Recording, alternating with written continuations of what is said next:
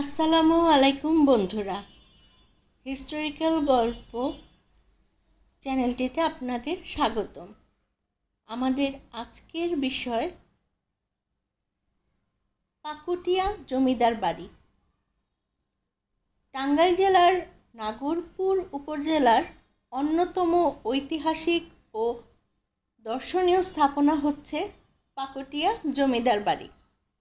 শত বছরেরও বেশি পুরনো এই রাজকীয় অট্টালিকা শুধু একটি জমিদার বাড়িই নয়, বরং বাংলার ইতিহাস, ঐতিহ্য এবং স্থাপত্য শিল্পের এক অনন্য সাক্ষী।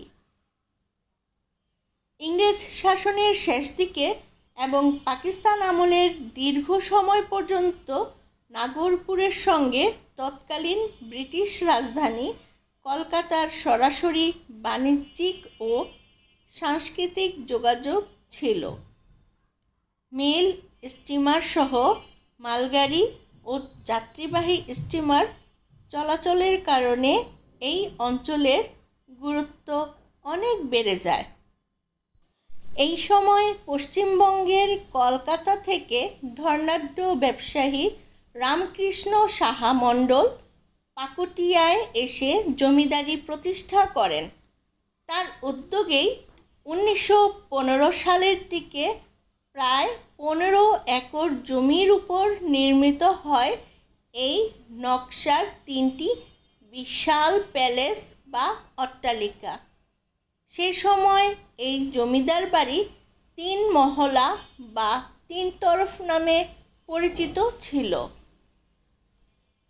জমিদারদের প্রভাব ও প্রতিপত্তি ছিল এতটাই বেশি, তাদের প্রজারা জমিদার বাড়ির সামনে দিয়ে জুতা পায়ে বা মাথায় ছাতা দিয়ে চলাচল করতে পারতেন না। এবার দেখে নেওয়া যাক এই অট্টালিকার অপূর্ব স্থাপত্য শৈলী।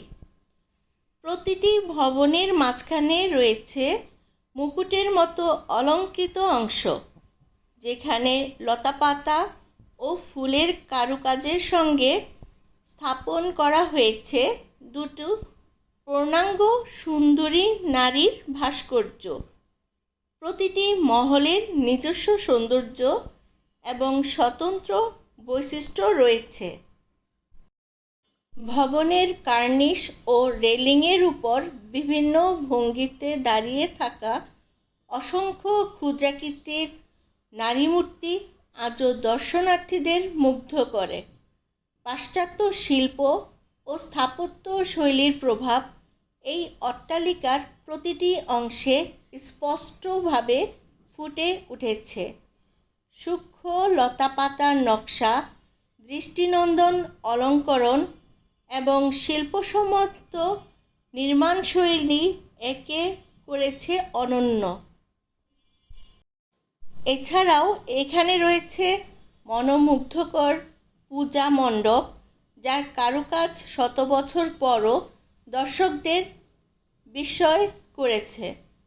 জমিদার বাড়ির সামনে অবস্থিত 3টি নাট মন্দির এবং মাঠের মাঝখানে নির্মিত দ্বিতল নাচঘর সেই সময়ের সাংস্কৃতিক ঐতিহ্যের উজ্জ্বল নিদর্শন।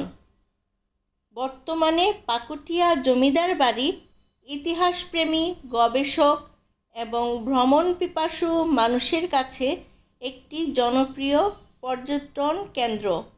প্রতিদিন অসংখ্য মানুষ এখানে আসেন অতীতের রাজকীয় জীবনযাত্রা ও স্থাপত্যের সৌন্দর্য কাছ থেকে উপভোগ করতে।